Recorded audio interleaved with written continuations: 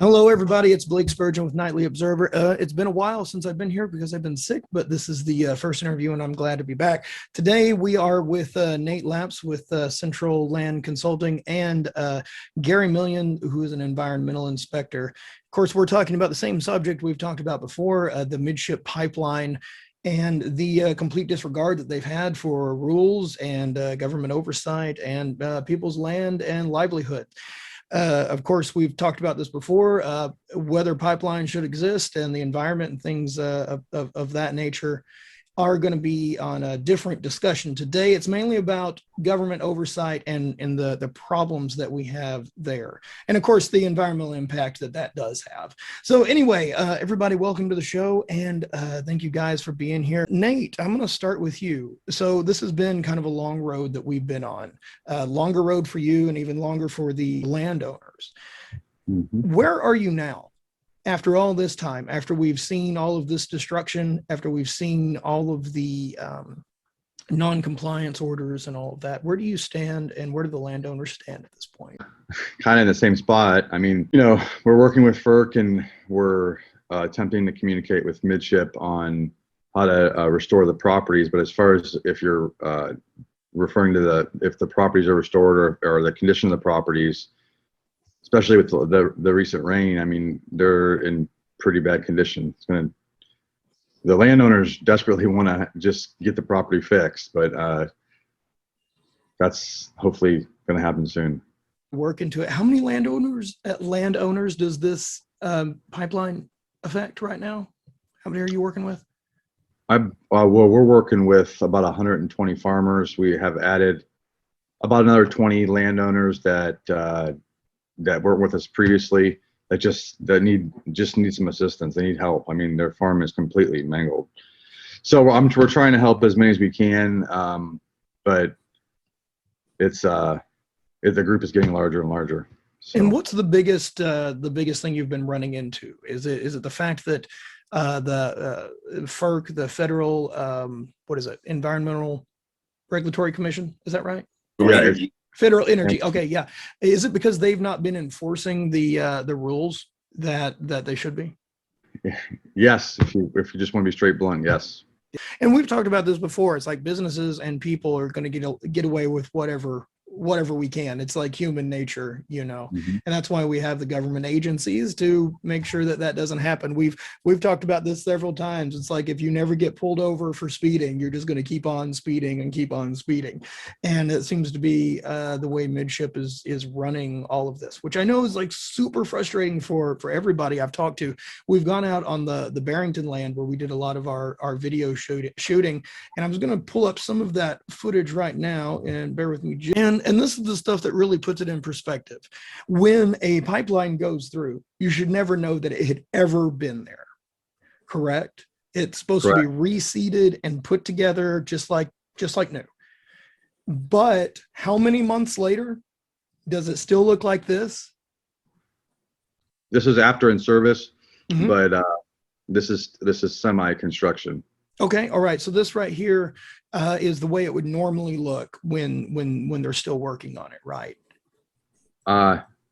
Define normal. Okay, when they come in, when any pipeline comes in, does their construction site look like this?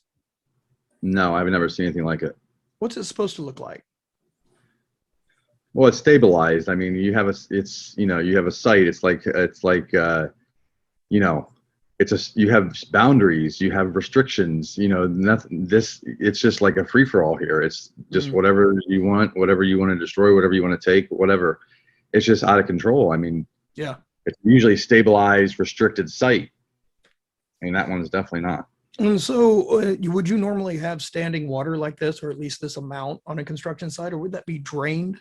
It's okay to have water in the easement as long as mm-hmm. you contain it and you can't, the soil doesn't erode out or you protect the resources. So, but this site obviously is way beyond that. Yeah. And for anyone who's not seen the other videos, it's really important that the soil get and it's by regulation, right?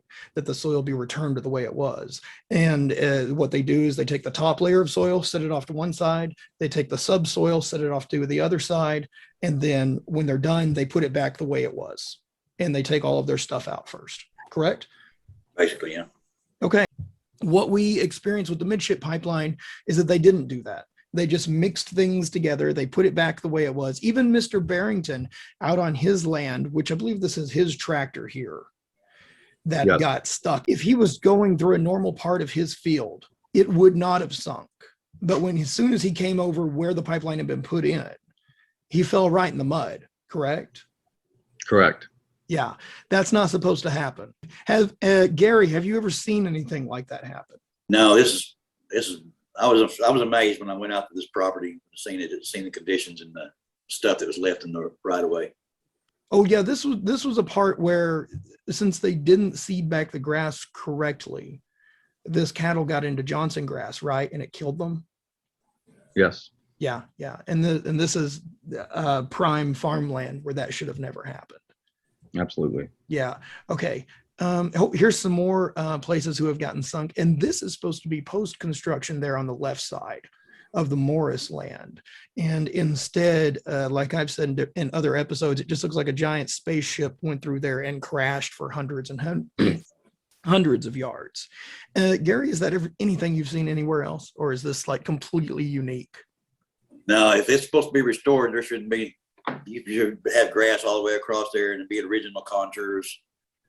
And it looked like nobody been there. You can tell if somebody's been there. Yeah, you really can. Oh yeah, here's some of the topsoil. So the natural topsoil up there on the top, where is that dark, rich stuff. And then after they were done, they mixed clay and everything together. And it was all put back like that, which is, oh yeah, here, I remember this one on the left side there. That's what the topsoil is supposed to look like. What was that, 12 inches down, 14 inches down? I believe it was 17. 17 inches down. And then there on the right side is where we ended up with it, everything mixed together like that. Correct. Okay, so since you guys are really familiar with this, and I know we've explained this on other episodes before, what exactly are we looking at the damage that has been done there? What does that permanently do to the land? Well, whenever you mix your soils like that, your crops won't ever come back as good. You know, that's what your main thing is, what their topsoil is, what they live on. And whenever you don't stabilize your topsoil during construction and it gets all washed away, then they start trying to put it back. They don't have enough topsoil to put it back, so they scrape the subsoil and mix it in there with it. They're trying to get back to the original contours, which most of these places they can't do because most of it got washed away during those 2 weeks of heavy rain they had because it wasn't stabilized. But basically it ruins their land. It's not where it was before they got there. Yeah, I remember, Nate, I think you said that this type of soil is what, an unrecoverable. I use the phrase, this is a systematic loss of a non-renewable resource. It's clear. I mean, it shouldn't be a sensitive subject, but it is. But it's clear. But when you're talking about a renewable resource that you're never going to get back ever again, that's a pretty big deal. That is usually taken into account by other companies, right? They know that this is nothing that can ever go back the way it was once you screw it up. And indirectly, the reason for the certificate in the environmental compliance. This is a perfect example of why they have a FERC certificate and they have environmental conditions. Yeah, this was something that I loved to read through.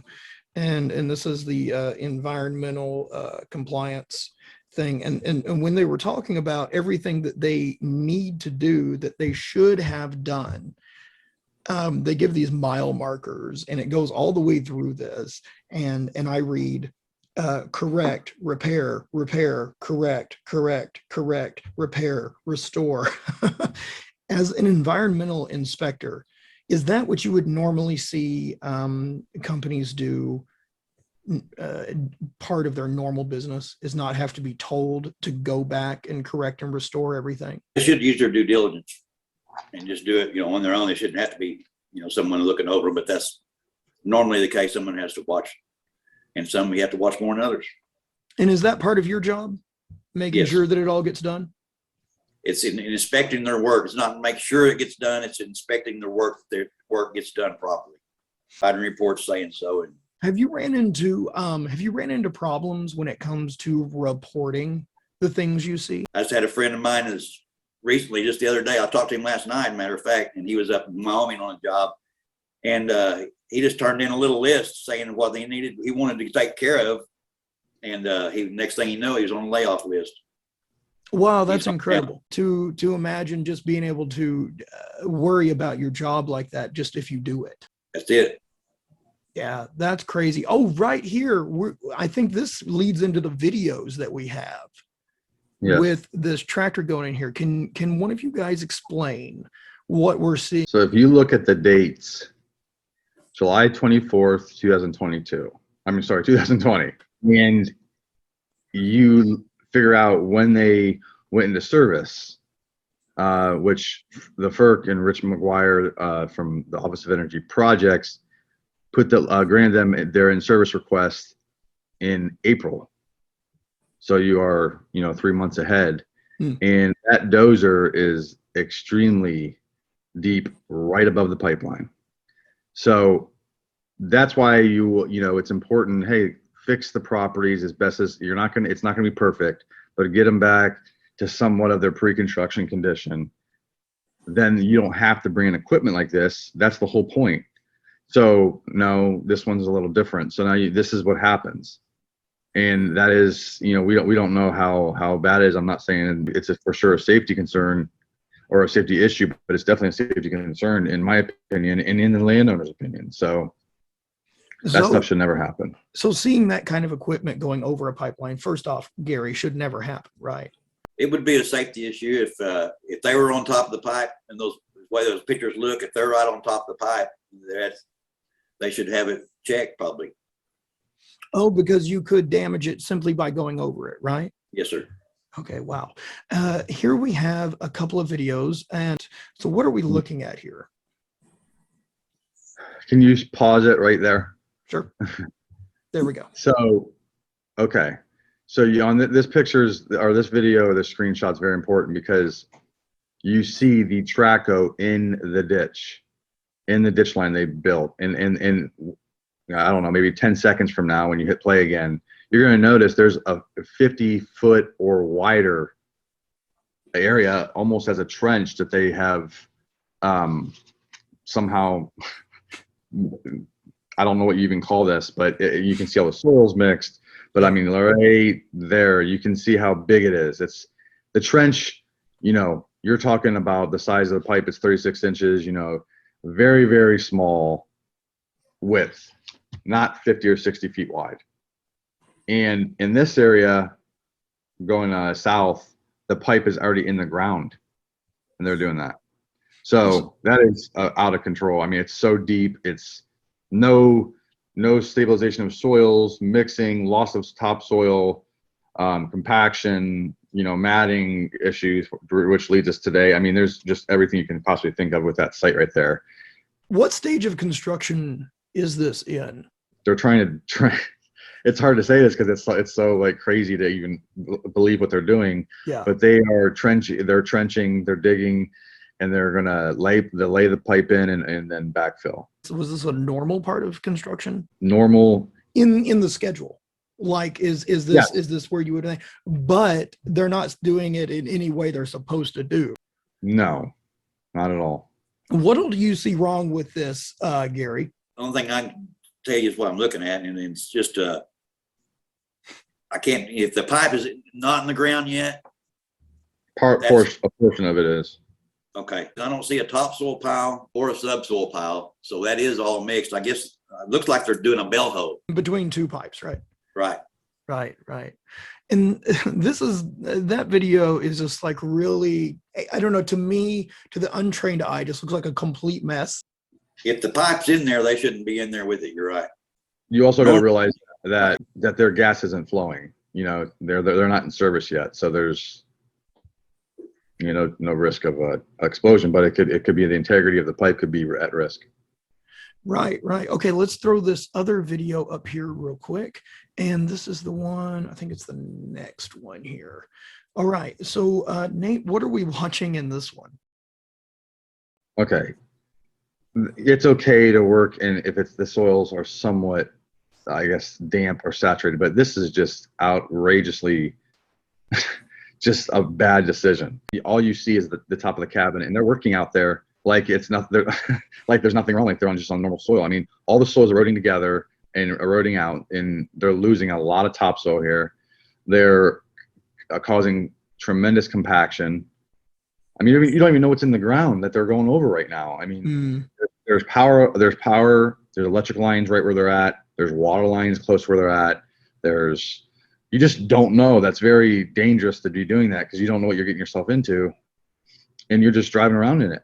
And I don't even know even what they're even trying to attempt to do right now. But if you look right there on the very edge of the easement on the would be on the west side, but it's slipping and eroding out. It's not even stabilized. So it's just slipping into that big swampy, whatever you call it, dirt now. And this property is all prime farmland down in that low area, designated by the USDA. So they completely destroyed that easement area. And I remember Mr. Barrington, he was saying that the contractor who was doing all of this said that they didn't have any problems doing it because they had dug in swamps before and they know how to deal with mud, which I guess looks like they're dealing with mud, but that's not what they started with.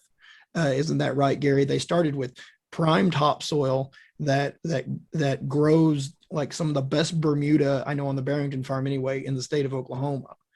Right. And they turned it into swampland. They'll never be able to be repaired. So what happens to all of the soil as it gets washed away? Does it just, I mean, it's gone forever at that point, right? There's no retreat. Goes in your creeks.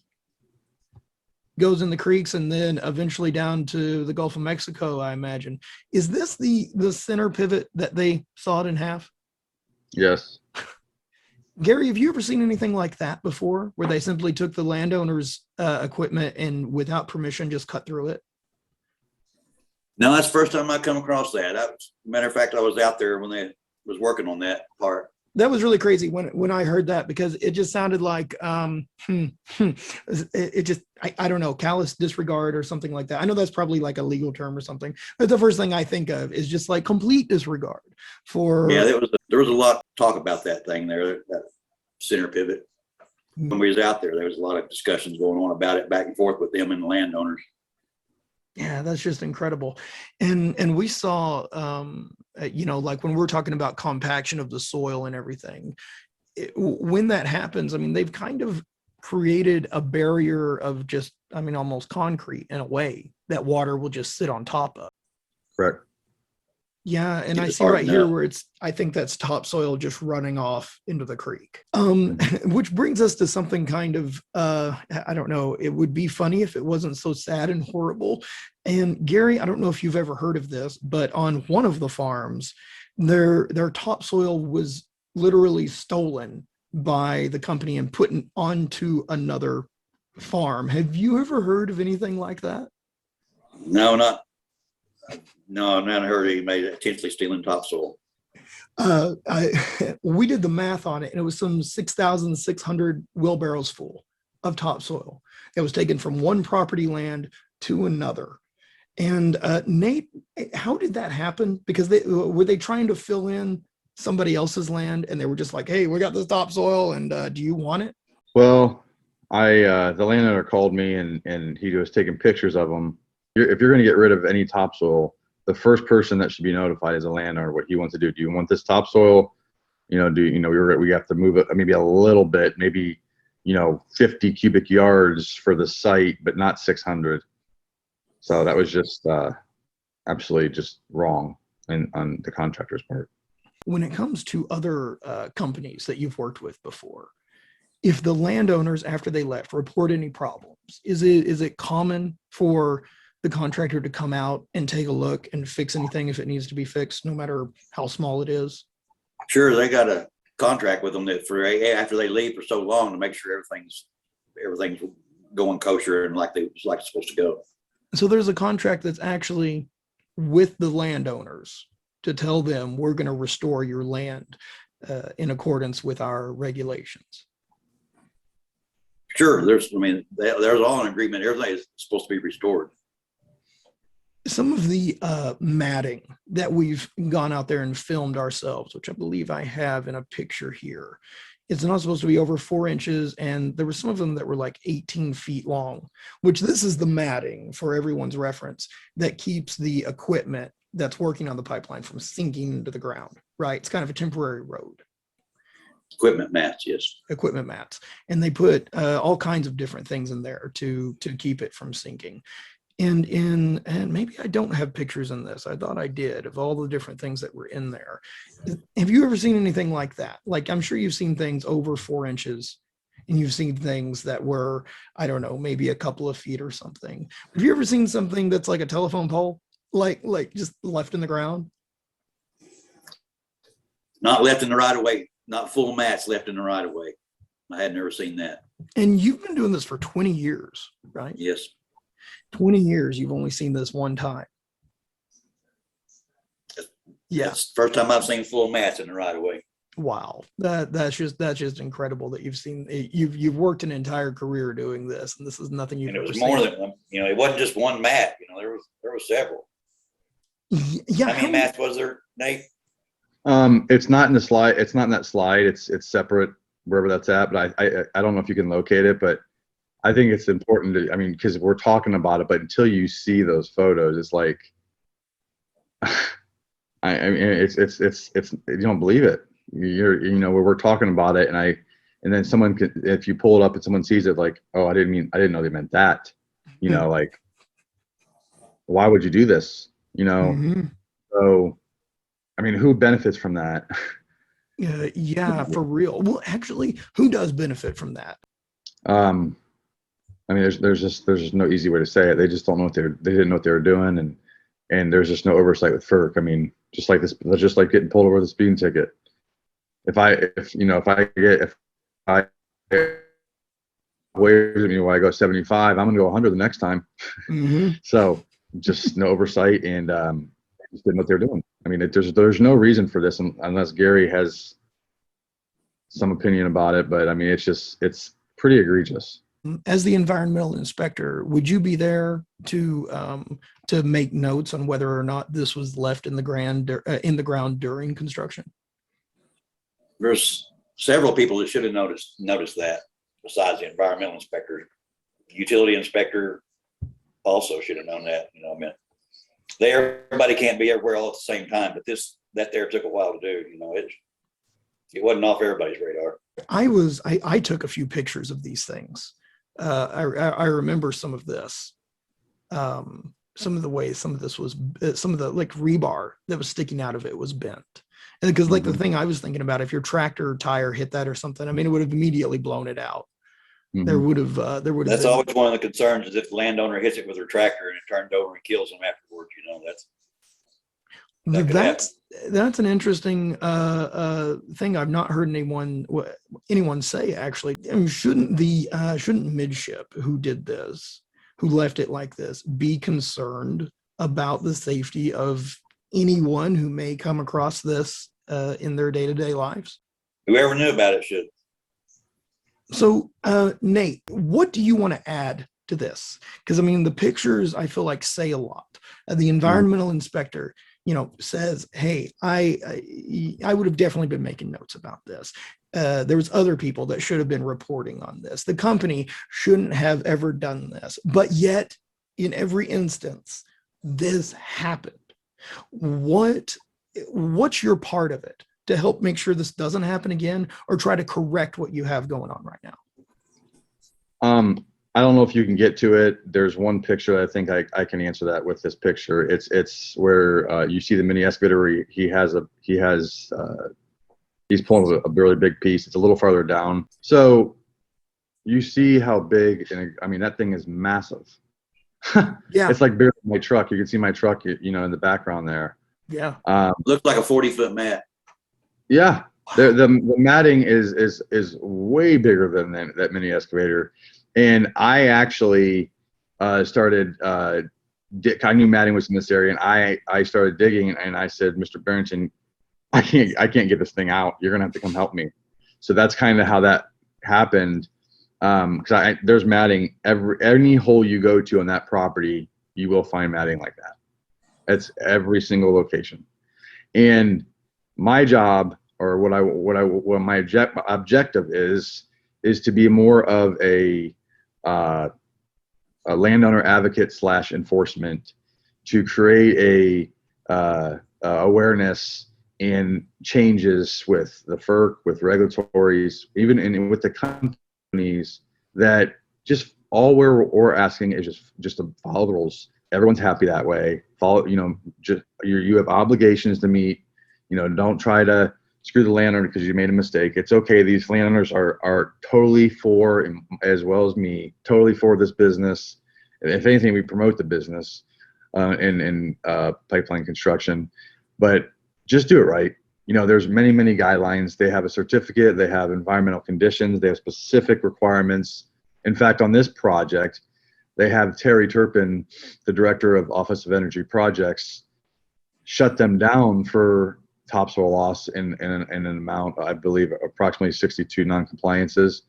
And that doesn't usually happen that much for FERC to do that. So Right. for that to happen is pretty crazy. So fix that's getting out of control. So I want to be able to just make awareness, hey, this is going on, do the right thing. And if you don't do the right thing, then there's going to be consequences. These farmers aren't trying to get rich quick. I mean, these are very, very far off farmers. They have very successful farms, and all they want to do is communicate and be treated fairly and be treated just with respect. That's it. Yeah.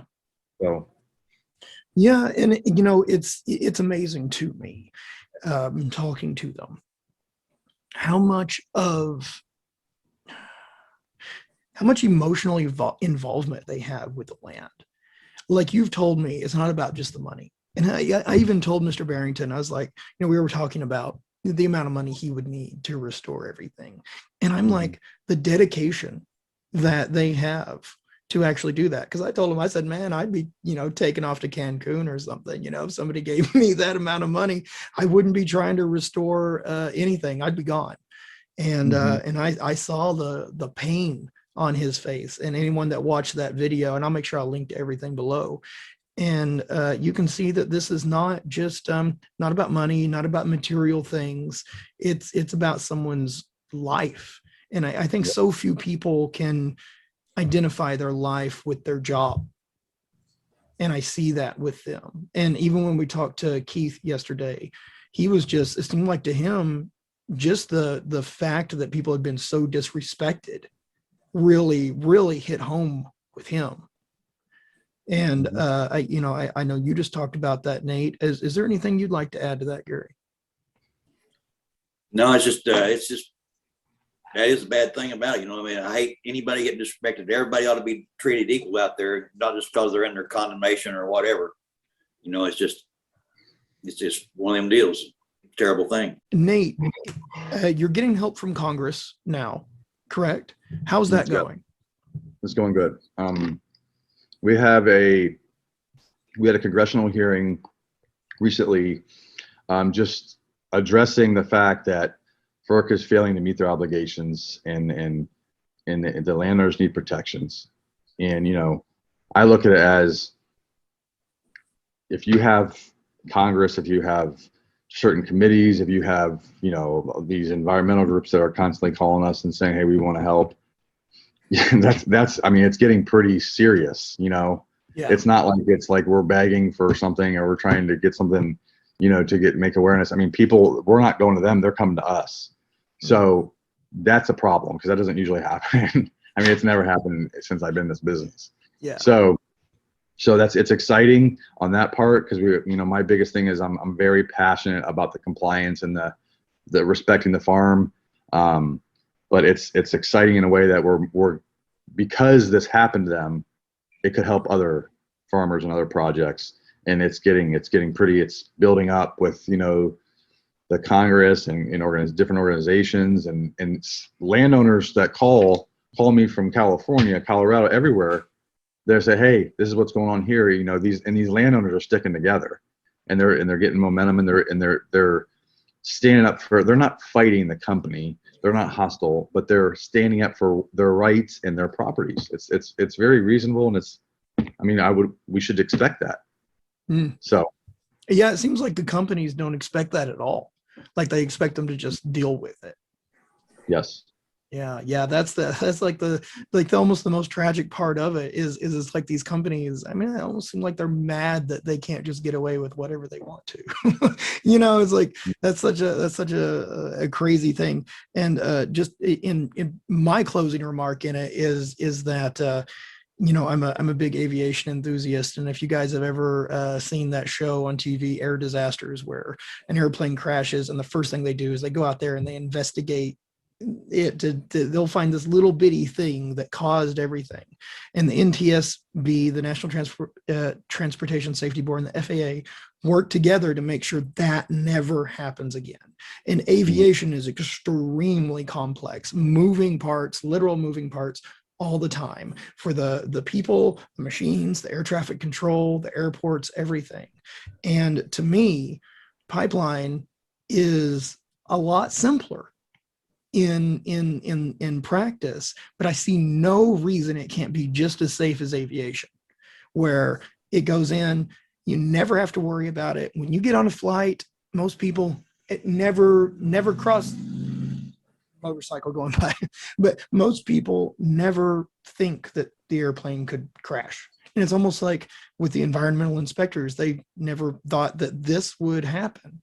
And so I think it's in everybody's interest to see that something like this does never happen again, and that it is as safe as some of our safest industries. Is there anything at the end, Gary, you'd like to add before we go? No, thank you. Just appreciate you all letting me be here. Yeah, we really appreciate you being here, because somebody that actually works in the industry it adds a lot of legitimacy to it. Nate, how about you before we go? I just think it's important that this starts with the FERC. I mean, we have to push them and push. That's a good word. We have to push them to enforce their certificate and their obligations and the environmental conditions.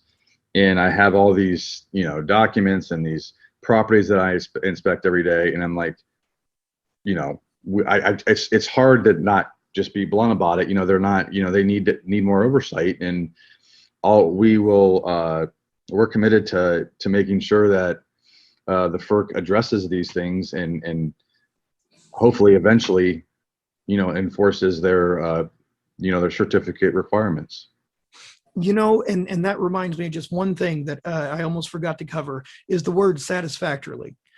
We ran across this, and you were saying that FERC had been saying over and over that everything had been taken care of satisfactorily. And we looked up the definitions of that word. Do you have those handy? Because I ended up not having them. Yeah, it's interesting because, environmental condition number 10 in the certificate for Midship is before they go into service, the Office of Energy Projects has to determine that they have the project is stabilized and that they are proceeding satisfactorily. Mm-hmm. I'm like, okay, what does that mean? Well, you saw the restoration, and it's not very challenging. It means adequate and acceptable, a peace of mind. I don't think the landowners or anybody has a peace of mind about this. Mm-mm. Adequate to meet requirements. And the last thing, but the most important, I really found this, I think this is powerful, good enough for the need or purpose. Is that work good enough for the need or purpose, and the need or the purpose for the certificate, for the project, for the restoration, for the farmers? It could mean a lot of things, but it is not anywhere near proceeding satisfactorily. And we don't want to have to argue this forever. Let's work together and get it done, and require the company to work with the landowners or restore the properties appropriately. But that hasn't happened yet. Yeah, I put these pictures up here one more time just to show what an unsatisfactory job looks like. Do you have a peace of mind about that? You know, that's the question. I know I was looking at the, let me skip through these real quick, get back to this one picture here of this bolt sticking out of the ground. That doesn't give me a lot of peace of mind. I don't think anyone does. And I also don't think it gave anyone that was having their tractors sink in the ground, gave them any peace of mind, or their dead cattle. There's nothing that that has any peace to it. Hey, thanks guys for being on Nightly Observer and being with me. Thank you to the audience for dealing with my little bit of a scratchy voice still and my rustiness. And when we come back, I think maybe next week or maybe the week after, we're going to talk about how a lot of these things started with NEPA, that you're going to learn a lot about then. Anyway, guys, thank you for being here. Thank you for watching. Share with your friends. Give it a like if you can. That helps out a lot. Subscribe to the channel, which helps me out and also helps more people see this. You guys, thank you for watching.